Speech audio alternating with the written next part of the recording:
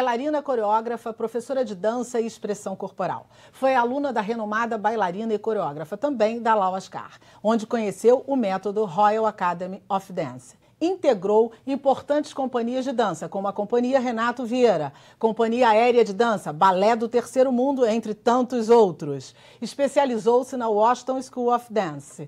É fundadora e diretora da companhia Cia da Ideia.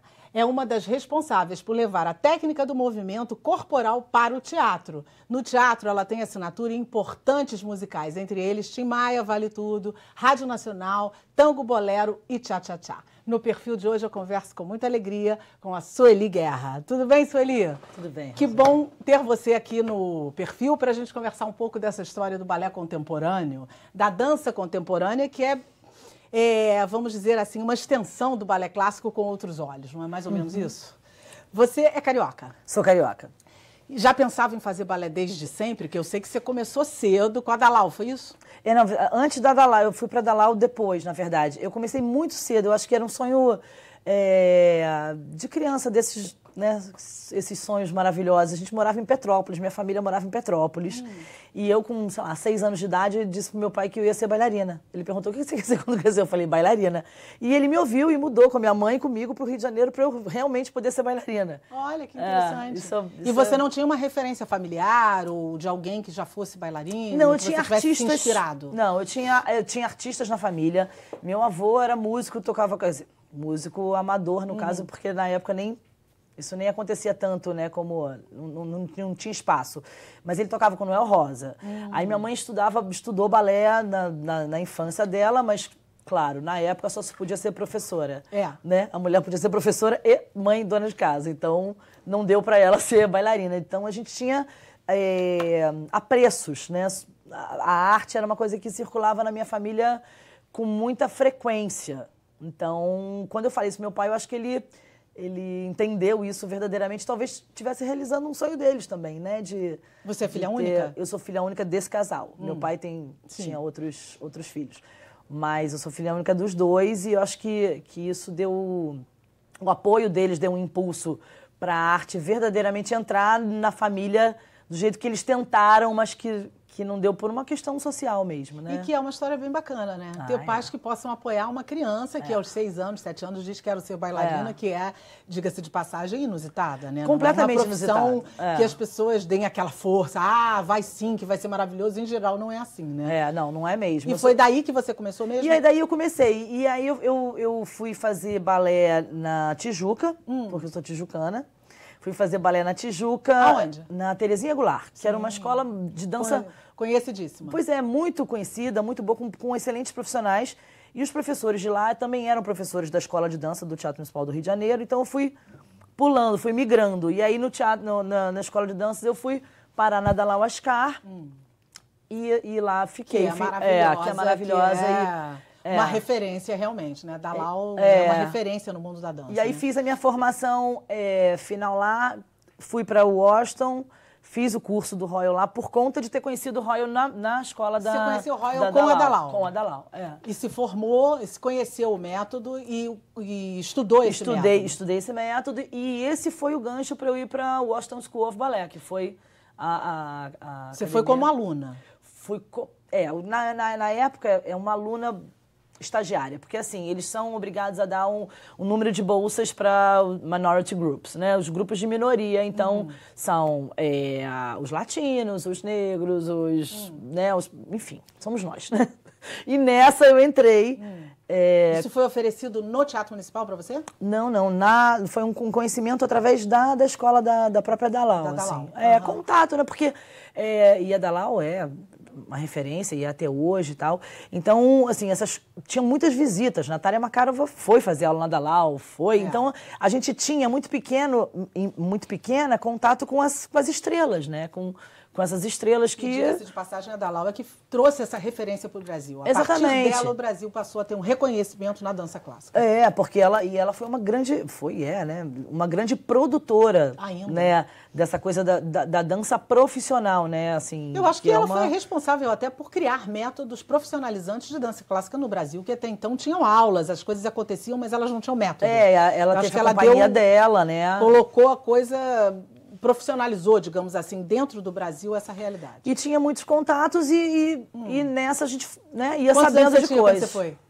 Acho que eu tinha 16, 17, por aí. Que 16, delícia, 17, é. Eu era menor, meu pai teve que me emancipar, ainda, enfim, eu lembro que teve esse... E aí fui para a escola lá, e lá eu comecei a conhecer outras técnicas também, né? Que nada lá a gente fazia aula de tudo. Balé, clássico, jazz, sapateado, dança espanhola, exatamente como no Teatro Municipal, na Escola de Dança do Teatro Municipal. Mas nas academias normais, assim, você não tem acesso a tudo isso. Quer dizer, para você ter acesso a tudo isso, você tem que pagar tudo isso. E nas escolas americanas isso as coisas são mais interligadas, né? São mais interdependentes. Então, lá no Washington, na escola de Washington, eu tinha isso muito facilmente, esses acessos. E aí tive contato com dança moderna, mais profundamente, com outras qualidades de dança e fui me interessando por isso. E você ficou lá quanto tempo? Eu fiquei 2 anos, quase. 1 ano e quase 2 anos. Direto estudando? Direto, estudando e trabalhando, né? Porque tem esse lugar do bolsista. Eu ganhava uma bolsa, né? Eu tinha um salário. Então, eu era corpo de baile do corpo de baile, né? Corpo do corpo de baile.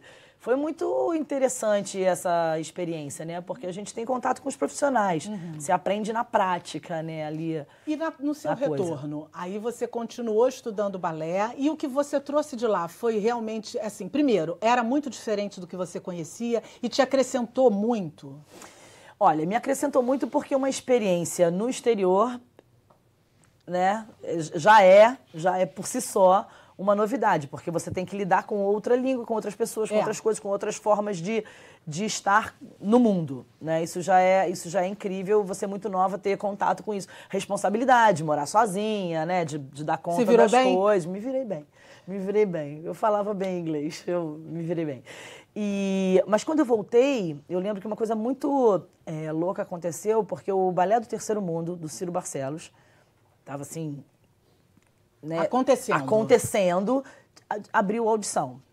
E eu, tijucana, voltei para minha casa, para Tijuca, e um amigo meu também tijucano, que já era do Balé Terceiro Mundo, eu não tinha contato mais com ele, falou, vamos lá fazer audição. E eu fiquei completamente enlouquecida, porque era uma coisa que precisava da técnica, que eu tinha adquirido, que eu tinha, mas que falava das coisas do aqui e agora. Que tinha um namoro ali com o teatro, que tinha uma dramaturgia, que tinha um tema. No caso do Balé Terceiro Mundo, o tema era um tema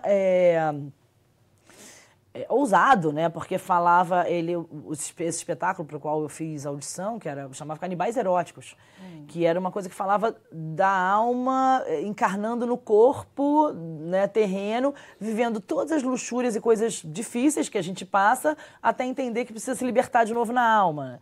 Então, assim, era uma coisa inusitada lá pro final dos anos 80, início dos anos 90, falar nisso em dança, né? E eu fiquei completamente encantada com essa possibilidade de usar meu corpo e a técnica a serviço de uma outra fala. De uma nova linguagem até. Que não era comum. Que não era comum que não era comum. Isso anos 80, talvez? Acho que foi final dos anos 80. Isso era absolutamente inovador, né? Completamente. O Ciro foi um cara que inovou também muito. Exatamente. Né? Dentro da área dele, da dança contemporânea. E aí, né, a pessoa que sai do Dizzy Croquettes e funda uma companhia chamada Balé do Terceiro Mundo, né, com as questões que ele estava colocando ali naquela época, era ousado. Né, assim, a gente tinha números... Você passou para essa... Aí passei. E entrou Entrei e fiquei. E ficou. Fiquei um tempo. Fiz Canibais Eróticos, fiz Rebento, nós fizemos uma das aberturas do Fantástico, enfim, fomos dançar em Marrocos pro Rei. Porque realmente a companhia estava em ascensão e eu peguei esse momento, né? Tive a sorte de pegar esse momento da companhia. Você estranhou muito o que você fazia? Porque o balé clássico ele exige uma rigidez, uma disciplina. O movimento é o mais excelente dos movimentos, é o mais perfeito dos movimentos. No balé contemporâneo, a coisa funciona de outro jeito. Há uma equação que não é a precisão por si só. Você estranhou muito? Não, eu me encontrei. Eu totalmente me encontrei. Mas eu acho que o que eu encontrei foi a precisão do balé, a técnica do balé com recheio. Eu costumo falar que é uma coisa com recheio, porque eu lembro, tenho uma sensação de no balé clássico, e não precisa ser assim, porque as grandes estrelas não são, né? Elas têm toda uma emoção, mas foi poder sair do padrão do estado daquele artista fazendo aquele personagem para encontrar novos padrões, sabe? Isso no balé tem as coisas que já estão ali arrumadas e a gente tem que dar conta daquilo. Então, até você dar conta daquilo, para daí você começar a sentir, se expressar e se expandir, é realmente mais, né, demora mais um tempo, é mais difícil, né? Tem uma outra coisa, né, na excelência. A técnica super sobrepõe. Pois é, a técnica do Mas no balé do terceiro clássico, mundo, ele busca a excelência, a perfeição do movimento. Pois Já é. no balé contemporâneo isso não acontece. Acontece, mas são outros caminhos técnicos também. Ou pelo menos não é exigido dessa forma, digamos assim. Ele até é exigido, mas nada disso adianta se você não estiver vivendo o aqui e agora, se você não tiver alguma coisa para dizer, se seu corpo não estiver expressando alguma coisa. E hoje em dia eu penso e me dou conta de que naquela época foi tão fácil entrar nesse lugar, porque de alguma maneira eu já estava tendo aquele meu namoro com o teatro, com o que eu venho a fazer hoje em dia, sabe? E com o que eu acredito, né? De que a arte é viva, que se você entra em cena, esse personagem, para mim, não deve representar, e sim atuar, que é aqui e agora, né? É mais isso do que o... Até porque no balé clássico você tem papéis já pré-estabelecidos. Você não vai criar novos papéis. Você vai dançar balés clássicos, como o nome diz, com papéis pré-estabelecidos, não é? Claro. Num balé com um novo olhar, você vai criar, você vai modificar, e eu vou falar você vai atuar. E eu vou falar do aqui e agora. Quer dizer, eu posso falar de qualquer coisa. Sim. Mas é mais interessante, e eu tenho liberdade para isso, para falar das coisas que estão me atingindo nesse momento. Né, eu acabei de fazer um solo com a coreografia do Paulo Marques. Eu tenho uma companhia que chama-se Da Ideia e que eu coreografo. E agora, a gente fez 10 anos no final do ano passado. E esse ano eu resolvi comemorar. Quer dizer, a gente fez todo o repertório da companhia, os 8 espetáculos, e lançamos uma coisa nova que foi um solo feito para mim, pelo Paulo Marques, que chama Delicadeza. E foi um mergulho totalmente diferente de tudo que eu faço mesmo, mas que eu precisava fazer, que é falar do tempo, do silêncio, da dor, da lembrança. Então, assim, eu acho que o contemporâneo, ele te dá esse lugar de você poder, enquanto artista, falar o que você está vivendo agora, né? Você acha que, de certa forma, é mais acessível, cria mais possibilidades para o artista? Acho. Apesar do clássico ter a técnica que é fundamental para que o outro lado aconteça. Eu acho. Mas eu acho que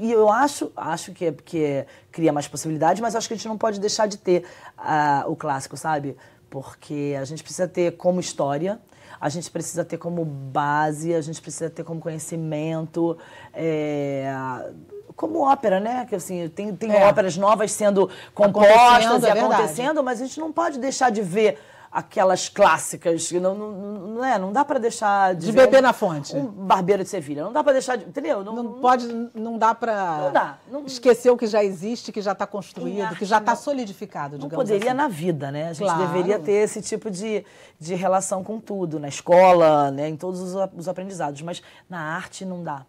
Não dá pra você entrar numa escola de música e não saber nem de Villa-Lobos, nem de Mozart, sabe? Assim, você tem que saber. Tem que saber, não é só a música dele, você tem que saber a história dele. Se você não tem conhecimento, é mais difícil você, inclusive, conseguir compreender o que você está fazendo. Porque você está desconhecendo até o que você está fazendo, né? A origem do que você faz. Os estilos são muito diferentes, o clássico do contemporâneo. Inclusive, não só o estilo, como a metodologia. Se aplica de uma forma em um e em outro. Eles se encontram em algum momento? Eu queria que você respondesse para a gente, mas no próximo bloco, porque agora eu vou precisar fazer um rápido intervalo aqui no meu papo com a Sueli Guerra. E eu volto já. Você não sai daí não, que é rapidinho, eu volto já já.